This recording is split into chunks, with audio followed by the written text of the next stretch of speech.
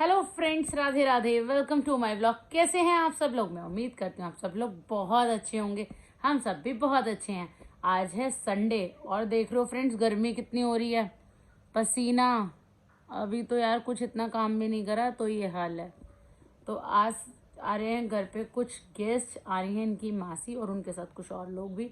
वो भी मतलब रिलेटिव्स हैं। मुझे एग्जैक्टली पता नहीं है कि कौन कौन आ रहा है, बस इतना भैया ने बताया कि वो आ रहे हैं और उनके साथ एक दो लोग भी आ रहे हैं। तो उनसे मिलेंगे और साथ में ही करेंगे लंच की तैयारी। एक्चुअली लंच की तैयारी दीदी ने कर दी है स्टार्ट, पर मैं पहले विवान के पापा को बना के लंच भेज देती हूँ, क्योंकि उनको हो जाएगा लेट, क्योंकि गेस्ट तो यार बाद में आएंगे। और साथ ही ना, आपको भी पता है जब कोई आता है तो उसके अकॉर्डिंग फिर सब्जी वगैरह तब बनती है ना। तो उनके लिए हम बनाएंगे सब्जियाँ और साथ में देखते हैं क्या क्या बनाते हैं। और अभी पहले मैं विवान के पापा को भेज देती हूँ, फिर आपसे मिलती हूँ।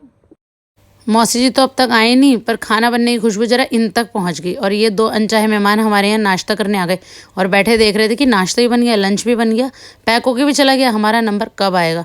तो आखिर विवान के पापा और बड़े पापा को इन पे आया तरस और उन्होंने इनकी कराई पेट पूजा गुड़ चने से। फिर थोड़ी देर बाद भैया ने इन्हें टमाटर भी खिलाया। भैया कह रहे थोड़े ही भूखे होंगे, चलो इनको वो भी खिला देते। और मैंने कहा अब क्यों उनको लेके जाना है, कह रही हाँ आपके चलेंगे। तो चाची को बता रही थी ना, तो चाची कह रही थी कि हाँ बना लियो, हम भी चलेंगे साथ में, वो गाड़ी कर लेंगे, वाली गाड़ी कर लेंगे। हाँ। अब हमारा लंच बन के बिल्कुल रेडी है। कढ़ाई पनीर, आलू की सब्जी, रायता, सलाद, भरवा करेले और रोटी।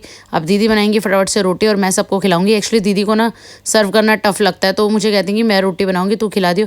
और ये बंदर जी ने ना मुझे प्याज की टोकरी हटाने पे भी मजबूर कर दिया था और ये इंतजार में थे कब इनके मेहमान खाना खाएं और इसको भी मिले रोटी। सभी ने कर लिया था अपना लंच, तो मुझे अपना ये पार्सल अनबॉक्स करना था, क्योंकि मैंने मंगाया था वाओ से फ्लैश सेल पर 1000 रुपीज़ में 8 प्रोडक्ट्स।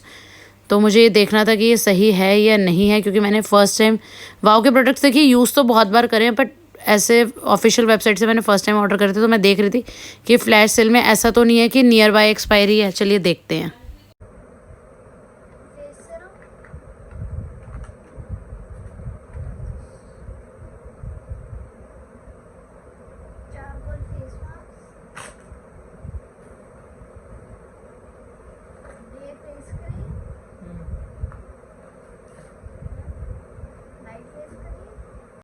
प्रोडक्ट्स आ गए थे, पर मेरे 7 ही प्रोडक्ट्स निकले, तो मुझे लगा शायद कोई स्कैम हो गया। बट थोड़ी देर बाद एक और कोरियर आ गया, जिसमें एक प्रोडक्ट जो रह गया था वो आ गया था। शायद वो आउट ऑफ स्टॉक होगा, इसलिए वो बाद में आया था। प्रोडक्ट्स बहुत ही अच्छे हैं। और साथ ही मैं आपको बता दूं कि इनकी एक्सपायरी भी ऐसा नहीं है कि फ्लैश सेल है तो नियर बाय है, 2026 की इनकी एक्सपायरी। शाम के 4 बज गए थे और ये बंदर तो जाने का नाम ही नहीं ले रहे थे। इतने में मौसी जी और मौसा जी के जाने का टाइम हो गया। डरते डरते मैंने बीच बीच में एक दो बार गेट तो खोला, पर वो एसी के नीचे बैठे हुए थे और बहुत डर लगा था, इसलिए हमने गेट बंद ही रखा। अब पता चला खिड़की से कि वो तो सामने हैं, तो हमने गेट खोला और हम बाहर की तरफ आके देखने लगे कि जा रहे हैं मौसी जी मौसा जी, उनको भी बाय कर देंगे।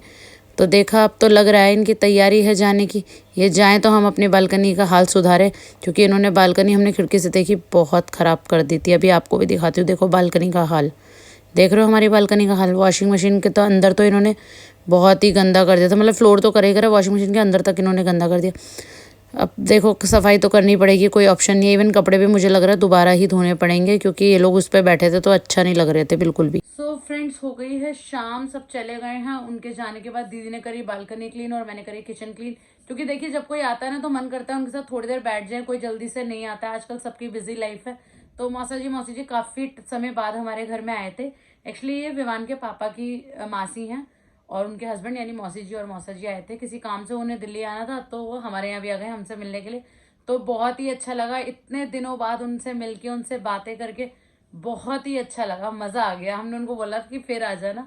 एक्चुअली उनका मन है कि वृंदावन जाने का, तो मैंने मम्मी से भी बात की थी। तो फिर मम्मी कहने लगी कि उन्हें ना फूल बंगले के टाइम पे ही ले आना, क्योंकि फूल बंगले के टाइम पे ना बाहर होते हैं बिहारी जी जगमोहन में, तो बहुत ही अच्छे दर्शन होते हैं। तो मैंने मौसी जी से बोला कि अभी आप मतलब मई जून में ही बना लो प्रोग्राम। तो कह रही है ठीक है हम आ जाएंगे, फिर हम साथ में चलेंगे। एक्चुअली मौसी जी ने ना कभी भी बिहारी जी के दर्शन नहीं करे हैं, तो उनका बहुत मन है। और मम्मी कहती हैं, और शुरू से ही इवन मेरे पापा की भी हैबिट थी, जिसने कभी बिहारी जी के दर्शन ना किया ना, मेरे पापा हमेशा उनको लेके जाते थे अपने साथ, ताकि वो लोग दर्शन करें जिन्होंने कभी भी नहीं करे। देखिए जब सीट होती है एक्स्ट्रा तो इंसान ले ही जाता है कि चलो तुम भी चलो तुम भी चलो, पर ऐसे इंसान को दर्शन जरूर कराने चाहिए जिन्होंने कभी भी बिहारी जी के दर्शन ना करे हो। तो मम्मी ने बोला उनको जरूर लेके आना है बिहारी जी।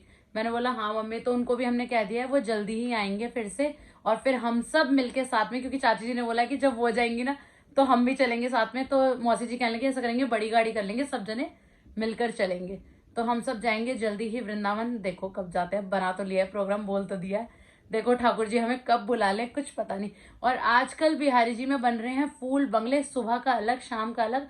अगर आप फूल बंगले का रोज दर्शन करना चाहते हैं और बिहारी जी की सुंदर सुंदर प्रसंग सुनना चाहते हैं तो इंस्टाग्राम पर फॉलो कर लीजिए मेरे एक नए पेज को, भक्त बांके बिहारी का। अभी मैं आपको आईडी मेंशन कर दूंगी, तो आप लोग भी फॉलो कर लीजिए और बिहारी जी के प्रसंग का आनंद लीजिए। और रोज के सुबह शाम बिहारी जी के दर्शन, फूल बंगला दर्शन डेली आपको इंस्टाग्राम पर मिलेंगे। चलिए जल्दी ही मिलते हैं नेक्स्ट व्लॉग में। व्लॉग अच्छा लगा हो तो लाइक और कमेंट कर देना, चैनल को सब्सक्राइब कर देना, और बहुत अच्छा लगा हो तो अपने और फ्रेंड्स के साथ शेयर भी कर देना। Bye bye, take care guys.